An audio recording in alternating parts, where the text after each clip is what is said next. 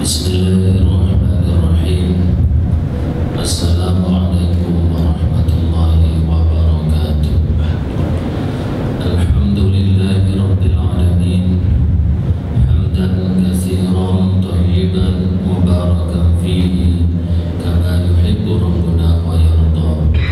Allahumma shalli wa sallim ala abdika wa rasulika sayyidina Muhammadin wa ala alihi tayyibin at-tahirin wa ashabihi al-akramin al-muntajabin. Rabbi shrah li sadri wa yassir li amri wahlul 'uqdatam min lisani yafqahu qawli.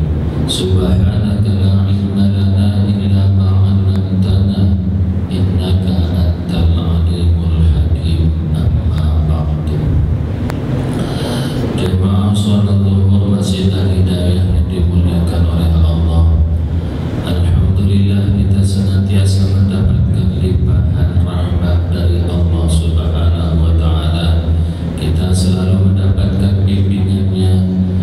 Mudah-mudahan bimbingan Allah Subhanahu wa ta'ala ini betul-betul kita ambil dan kita aktualisasikan semaksimal mungkin, sehingga kita betul-betul memproteksi diri dengan menggunakan segala potensi untuk semata-mata mengharapkan keridhaan dari Allah Subhanahu wa ta'ala. Di tengah kesibukan kita, di tengah rutinitas kita, di tengah kesibukan berupa berusaha, beraktivitas, mudah-mudahan semuanya ini berbuah, beribadah kepada Allah Subhanahu wa ta'ala.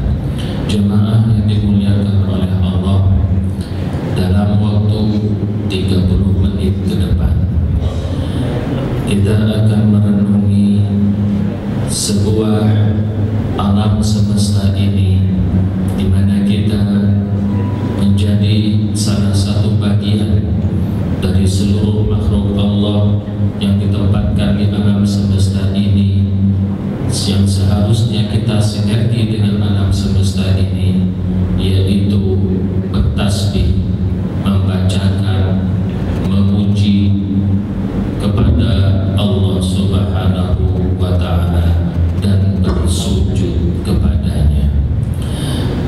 Hal ini Allah tegaskan di dalam surat Ar-Ra'd ayat 15. Allah menegaskan, walillahi yasjudu man fis samawati wa man fil ardi taw'an wa karhan yadhiluhum bil ghuduwi wal asal.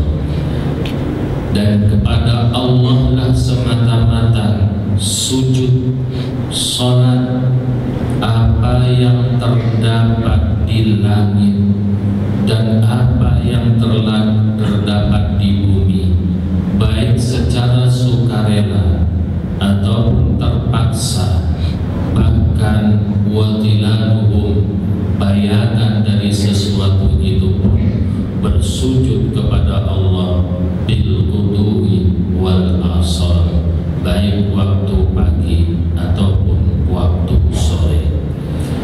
Dan ini tatkala disambung dengan surat An-Nahl ayat 49 juga sama isinya, walillahi yasjudu ma fis samawati wa ma fil ardi min dabbatin wal malaikatu wa hum la yastakbirun.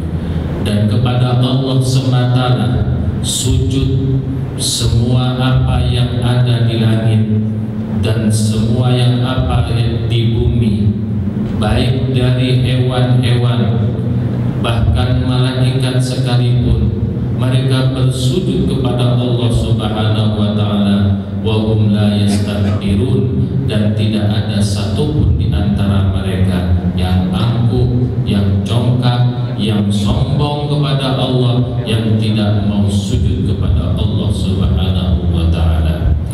Dan ini juga tatkala disambung dengan surat Al-Hajj, Allah juga menegaskan, alam tara annallaha fis samawati wa man fil ardi wasyamsu wal qamaru wan nujumu wal jibalu wasyajaru wal dawabu wa katsirun minan nas wa katsirun haqqa alaihi al-'adzab wa may yuhdillahu fama lahu min mukrim innallaha yaf'alu ma yasha.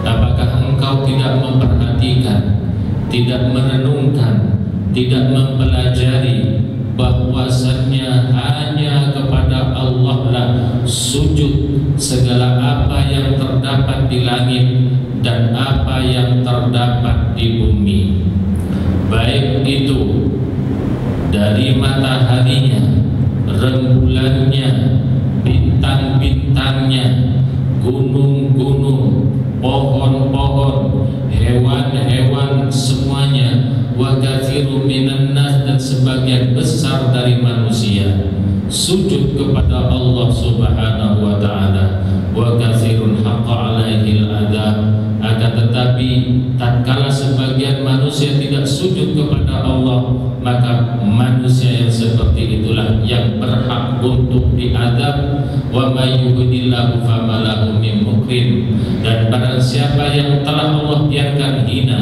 maka siapa yang sanggup memuliakannya. Innallaha yaf'alu ma yasha, sesungguhnya Allah berbuat melaksanakan apa yang Dia kehendaki. Jemaah yang dimuliakan oleh Allah, baik di dalam surat Ar-Ra'd ayat 15, di dalam surat An-Nahl ayat 49, ataupun di dalam surat Al-Hajj ayat 18 ini dengan tegas menegaskan bahwasannya seluruh jagat raya ini, seluruh alam semesta ini, dan apapun yang ada di alam semesta ini, mereka sujud sholat kepada Allah Subhanahu wa ta'ala. Maka mungkin kita tatkala melihat makhluk-makhluk yang lain yang selain kita, mungkin kita sangka, kita nyana itu tidak melaksanakan sholat kepada Allah Subhanahu wa ta'ala, karena mungkin kita definisikan itu adalah makhluk yang tidak berakal. Maka ketahuilah sesungguhnya di dalam surat An-Nahl tadi Allah menegaskan dengan lafaz walillahi yasjudu ma fis samawati wal ardh, dan hanya kepada Allah sujud apa. Maka tatkala dilihat dari gramatika nahwu sharafnya, apabila lafaz man itu menunjukkan makhluk yang mempunyai akal, tetapi tatkala ma itu adalah makhluk yang tidak mempunyai akal, baik yang mempunyai akal ataupun yang tidak punya akal, sesungguhnya sholat dan sujud kepada Allah Subhanahu wa ta'ala. Dan alam semesta ini, jagat raya ini, Allah ciptakan adalah untuk kemaslahatan umat manusia. Maka tentunya kita mempertanyakan kepada diri pribadi kita sendiri, kalaulah seluruh makhluk ini untuk kemaslahatan umat manusia, kalaulah umat manusia itu adalah yang diproyeksikan, yang diuntungkan oleh Allah Subhanahu wa ta'ala, kalaulah umat manusia itu diklaim, diproklamirkan oleh Allah sebagai makhluk yang terbaik, apabila makhluk yang terbaik ini justru tidak melakukan sujud dan sholat kepada Allah Subhanahu wa ta'ala, sementara makhluk yang lain yang tidak berakal, bahkan bayangan dari sesuatu itu tersebut melakukan sujud kepada Allah Subhanahu wa ta'ala, maka sungguh manusia itu telah lalai, lupa, sombong, angkuh terhadap tugasnya, terhadap identitas dirinya, terhadap keberuntukannya di dunia ini yang seharusnya melakukan sujud kepada Allah Subhanahu wa ta'ala. Maka tatkala kita melihat batu, mungkin batu itu kita sangka tidak sujud kepada Allah, ketahuilah batu itu sholat dan sujud kepada Allah Subhanahu wa ta'ala. Kalau kita melihat pohon, mungkin pohon itu kita sangka tidak sujud dan sholat kepada Allah. Ketahuilah sesungguhnya pohon itu dan melaksanakan sholat dan sujud kepada Allah Subhanahu wa ta'ala. Walhasil seluruh jagat raya ini, matahari, rembulan, bintang, gunung, angin, udara, air, dan seluruh jagat raya ini ternyata melaksanakan sholat kepada Allah dan sujud kepada Allah Subhanahu wa ta'ala. Maka sudah seyogianya umat manusia yang digadang-gadang sebagai khalifah di muka bumi ini, sudah selayaknya manusia itu sholat dan sujud kepada Allah Subhanahu wa ta'ala. Dengan kata lain, apabila manusia itu hendak menjadi orang yang bertakwa, apabila manusia itu hatinya diselimuti takwa, maka niscaya manusia itu sinergi dengan alam semesta ini dalam penghambaannya, dalam sujudnya, dalam tasbihnya, dalam sholatnya kepada Allah Subhanahu wa ta'ala. Karena manusia ini tidak bisa dipisahkan dari alam semesta ini. Sementara alam semesta ini melaksanakan ketaatannya, mengalami prosesinya sujud kepada Allah, maka sudah selayaknya manusia ini lebih sujud, lebih sholat, lebih istiqamah kepada Allah Subhanahu wa ta'ala. Akan tetapi tasbihnya, sujudnya alam semesta ini kita tidak mengetahuinya. Walakin la tafqahuna tasbihahum innahu kana haliman ghafura. Akan tetapi kita tidak mengetahui bagaimana sholatnya pohon itu, bagaimana sujudnya batu itu, bagaimana sholatnya air dan seluruh jagat raya ini. Akan tetapi ada sebuah indikator yang dapat kita baca sebagai renungan bahwa mereka melaksanakan sujud kepada Allah adalah melalui prosesinya, di mana misalkan sebuah pohon mangga yang menancapkan akar-akarnya di tanah, lalu subhanallah akar pohon mangga itu ternyata tidak berbenturan, dan ini mengandung falsafah. Seharusnya sesama manusia kalau memang yang dibahas itu adalah yang urgen, yang esensi, tentunya dalam kehidupan kita tidak berbenturan, tetapi kita bisa saksikan sebuah pohon itu justru berbenturan di rantingnya. Artinya sering sekali manusia tatkala hanya memikirkan furu'iyah, cabang dari sebuah pohon, cabang dari sebuah tauhid kepada Allah Subhanahu wa ta'ala, cabang dari agama ini, sering sekali kita akan berbenturan. Maka tatkala di dalam akar, lihat, perhatikan bagaimana akar pohon yang menancap ke dalam bumi itu, mereka tidak berbenturan, walaupun meliuk-liuk, akan tetapi jarang sekali kita temukan akar pohon ini akan berbenturan. Lalu akar pohon yang tertanam di perut bumi ini mencari energi dari sebuah sari-sari dari bumi ini yang memang telah Allah siapkan, sematkan di dalam tanah itu, lalu dia ambil oleh akar itu, dialirkan melalui batang, setelah itu dihantarkan di daun, lalu di daun itu dimasak dengan bantuan oksigen, dengan bantuan matahari dari Allah Subhanahu wa ta'ala. Maka sari-sari yang diserap oleh akar pohon ini akhirnya pun berbuah, lalu mengeluarkan bunga. Dari bunga itu akhirnya berbentuk buah yang kecil. Dari buah yang kecil ini akhirnya berproses menjadi buah yang besar. Dari buah yang besar ini akhirnya memproses lagi menjadi buah yang matang, yang rasanya manis, lezat, legit, yang sebuah ini adalah untuk umat manusia. Kalau misalkan prosesi dari pencarian penyerapan akar-akar pohon di dalam tanah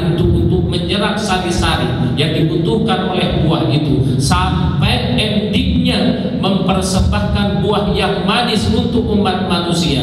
Kalau prosesi ini dinamakan ibadah, maka sesungguhnya pohon itu beribadah. Dan tatkala prosesi pohon mempersembahkan buah ini murni ibadah, ikhlas kepada Allah Subhanahu wa taala. Ikhlas mana antara kita dengan pohon mangga? Karena pohon mangga itu berproses mempersembahkan buah yang sangat bermanfaat bagi umat manusia. Tidak pernah pohon mangga untuk minta dipublish namanya, tidak pernah untuk minta dicatat di whiteboard namanya, tidak pernah untuk minta ditulis dilegendakan namanya. Sementara kita yang namanya umat manusia ini nyumbang sedikit, ingin publikasinya yang banyak, nyumbang sedikit, ingin diumumin di atas mimbar, nyumbang bermanfaat sedikit, ingin menjadi anggota, ingin dipilih, dan seterusnya dan seterusnya. Ternyata alam semesta ini memberikan pelajaran bagaimana seharusnya prosesi bertasbih, bersujud, salat kepada Allah Subhanahu wa taala dengan ikhlas murni karena tugasnya di muka bumi ini. Maka sudah selayaknya umat manusia ini lebih ikhlas dari sekedar pohon itu. Kalau misalkan kita saksikan air yang memancar di bukit-bukit ataupun di gunung-gunung, setelah itu mengalir ke bawah menjadi sungai, lalu meliuk-liuk sungai itu, jarang sungai itu yang lurus, tetapi sungai itu pasti meliuk-liuk.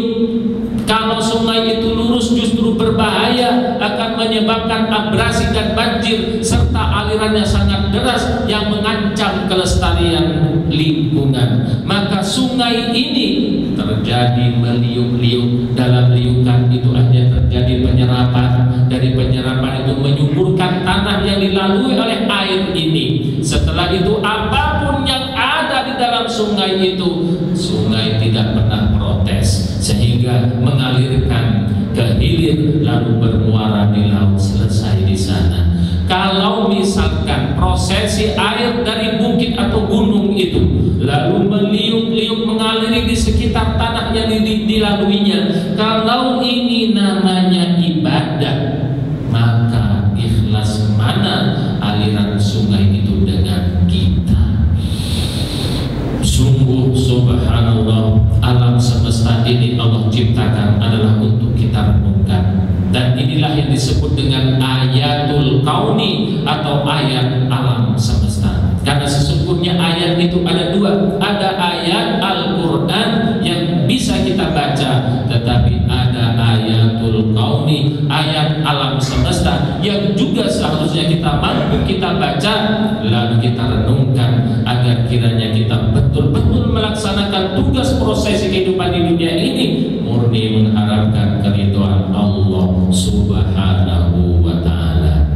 Ambil lagi contoh, kalau misalkan ayam yang awalnya adalah ayam betina yang satu, setelah itu dia mengeluarkan telurnya, setelah telur lalu dia mengeraminya dengan tirakat yang susah payah. Saking susahnya si ayam itu melaksanakan puasa, bertasbih, bersujud dengan caranya, sehingga dengan sujudnya itu Allah mengapresiasi yang awalnya cuma alam ayam betina satu, setelah melalui prosesinya si ayam itu mempersembahkan ayam-ayam yang lain, bahkan mungkin puluhan. Kalau prosesi dari telur, ngeramin, lalu menetaskan telur itu, lalu mempersembahkan ayam yang banyak untuk manusia, kalau ini dapat dinamakan ibadah, maka ikhlas mana ibadah ayam dengan umat manusia? Kalau misalkan kita saksikan sebuah ulat itu yang awalnya sangat menjijikkan, bahkan kaum Hawa, ibu-ibu, anak perempuan rata-rata jijik melihat, menyentuh, jangankan menyentuh, melihat ulat ini saja akan merasakan merasakan jijik, tetapi ulat mempunyai moto, mempunyai janji. Silahkan sekarang jijik melihat saya, seolah-olah bahasa ulat. Silahkan tidak menyenangi saya, tetapi saya punya janji, saya akan bertasbih, akan sujud kepada Allah, saya akan melaksanakan sholat kepada Allah. Saksikan pada waktunya nanti yang tadinya kalian jijik justru akan balik mencintai dan merindukan saya.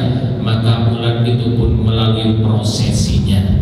Ulat akan makan daun sekenyang-kenyangnya. Setelah itu menyelimuti tubuhnya dengan kepompong. Di dalam kepompong ulat tak henti-hentinya mensucikan Zat yang Maha Esa, Sang Pencipta, yaitu Allah Subhanahu wa Ta'ala. Setelah masa waktunya tiba, si ulat itu pun keluar dari kepompongnya dan berbentuk makhluk yang baru, yaitu menjadi kupu-kupu. Yang dulunya dibenci, jijik, setelah menjadi kupu-kupu. Subhanallah, kaum ibu-ibu, gadis-gadis remaja sama-sama memburu dan ingin mendapatkan si kupu-kupu. Kalau prosesi ini dinamakan ibadah, maka ikhlas mana seekor ulat dalam menjalani prosesinya dengan kita umat manusia.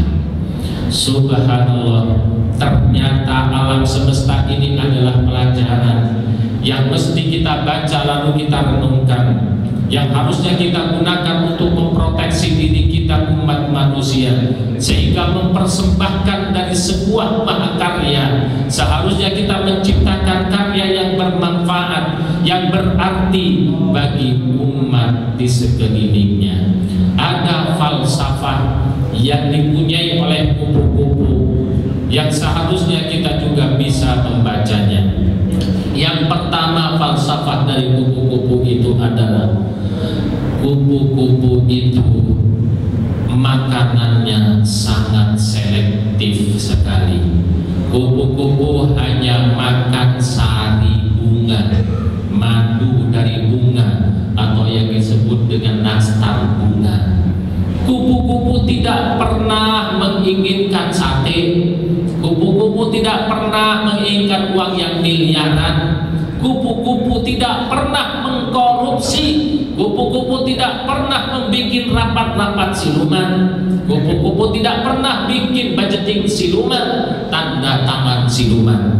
Karena kupu-kupu tahu bahwa yang dirapatkan secara siluman, budgeting siluman, tanda tangan siluman, itu adalah perampokan, itu maling, itu begal. Maka sesungguhnya kupu-kupu sangat selektif, sangat qanaah dengan makanan yang telah disediakan oleh Allah Subhanahu wa Ta'ala, yaitu madunya bunga atau inti sarinya bunga. Seharusnya sebagai umat yang berakal, yang mempunyai penglihatan, yang mempunyai mata dan mempunyai hati, dapat merasakan hal ini. Seharusnya kita juga qanaah serta selektif apa yang kita makan, apa yang kita gunakan untuk biaya anak dan istrinya. Seharusnya betul-betul dari sumber yang halal dan thayyibah, karena sesungguhnya apa yang kita infakkan, yang keluarkan, yang kita gunakan untuk biaya anak dan istri, kita akan dimintakan pertanggungjawaban oleh Allah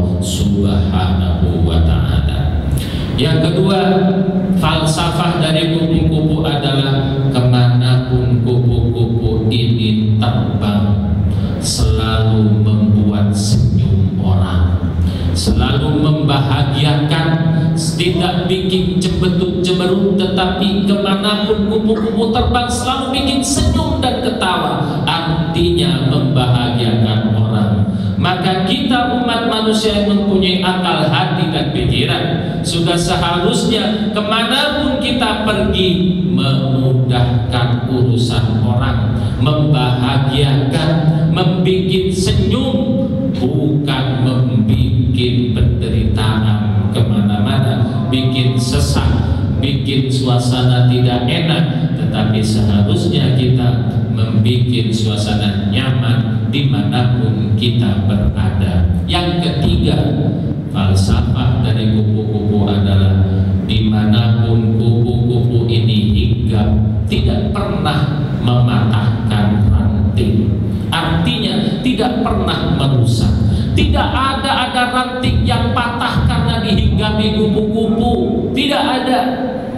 Maka seharusnya kita sebagai umat manusia yang mempunyai akal, dimanapun kita berada, di komunitas apapun kita berada, sudah selayaknya tidak mengacak-acak komunitas itu, tidak mengacak-acak kebersatuan umat. Seharusnya kita tidak pernah memantingkan, tidak pernah mematahkan ranting, tidak pernah mencampur aduk, tidak pernah fitnah sana sikut kanan sikut kiri, jilat ke atas injak ke bawah. Tetapi dimanapun kita berada, seharusnya itu menjadi penyejuk, menjadi penyenyum, menjadi pencahaya penerang, dan menciptakan suasana yang indah. Kalau kupu-kupu saja bisa kok menjadi yang bermanfaat, ini pertanyaannya, mengapa manusia yang diberi berbagai macam kelebihan justru kemana-mana tidak bikin bermanfaat? Kalau seperti itu indikasinya, berarti manusia itu jauh dari hidayah Allah Subhanahu wa ta'ala. Karena tatkala hidayah menghinggapi hati, lalu hati ini penuh hidayah dari Allah Subhanahu wa ta'ala, niscaya manusia mendapatkan hidayah ini tidak akan pernah bikin permasalahan dimanapun ia berada.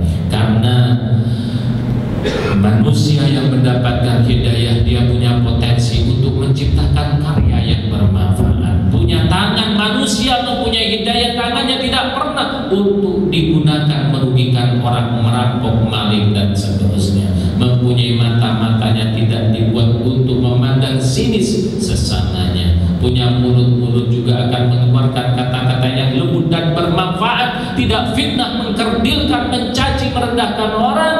Akan tetapi dari mulutnya keluar untayan kata-kata yang bermanfaat, yang sangat bermakna, sehingga betul-betul orang yang seperti ini jauh martabatnya, jauh manfaatnya dari sekedar kupu-kupu itu tadi. Maka kita seharusnya mengukur diri kita dengan makhluk Allah yang rendah, yaitu kupu-kupu itu saja sudah cukup untuk menjadikan renungan diri kita masing-masing. Mengapa manusia ini justru kalah, qanaahnya kalah, keindahannya kalah, kemanfaatannya kalah, justru cenderung manusia ini menjadi kaum durjana yang dimana-mana selalu dibikin permasalahan, yang dimana-mana selalu bikin orang suasana tidak enak dengan pandangan matanya, dengan mulutnya, dengan tindak tanduknya, dengan tangannya, justru sekering sekali merugikan orang. Jemaah yang dimuliakan oleh Allah, mari kita bukan sekedar membaca ayat suci Al-Quran, tetapi mari kita renungkan di sekitar kita, karena sesungguhnya di sekitar kita itu juga merupakan ayat-ayat Allah yang diturunkan kepada kita untuk kita baca, agar kiranya kita betul-betul sadar sesadar-sadarnya, untuk apa kehidupan dunia ini kalau bukan untuk beribadah kepada Allah Subhanahu wa ta'ala. Karena sesungguhnya alam semesta ini melaksanakan ibadah, sholat, sujud kepada Allah Subhanahu wa ta'ala. Dan terlebih lagi di bulan Rajab ini, hadiah dari Allah yang tanpa perantara berupa amal ibadah sholat yang Rasulullah ini dapatkan dari peristiwa perjalanan Isra dan Mi'rajnya. Isra adalah perjalanan vertikal dari Makkah ke Yerusalem, sementara Mi'raj adalah perjalanan vertikal dari Masjidil Aqsa menuju ke Sidratul Muntaha. Kalau ayat suci Al-Quran sebanyak 30 juz ini melalui perantaraan malaikat Jibril, sementara pelaksanaan sholat tidak melalui perantaraan malaikat Jibril, dia langsung dari Allah Subhanahu wa ta'ala. Maka sudah selayaknya sebagai umat manusia melaksanakan sholat dengan penuh khusyuk, tadabbur, lalu diimplementasikan falsafah sholatnya dalam kehidupan sehari-hari. Itulah bukti orang yang bertakwa, yang sinergi dengan alam semesta ini, melaksanakan prosesinya dalam waktu yang sesingkat-singkatnya hidup di dunia ini, murni beribadah kepada Allah Subhanahu wa ta'ala. Sudah 30 menit, insya Allah sampai di sini dulu renungan kita. Kita berharap berdoa, mudah-mudahan kita senantiasa mendapatkan bimbingan dari Allah Subhanahu wa ta'ala, sehingga anggota tubuh kita sehat adanya, dan anggota tubuh yang sehat dapat digunakan untuk merenungi, membaca ayat-ayat dari Allah, karena itu adalah pelajaran bagi diri kita. Subhanakallah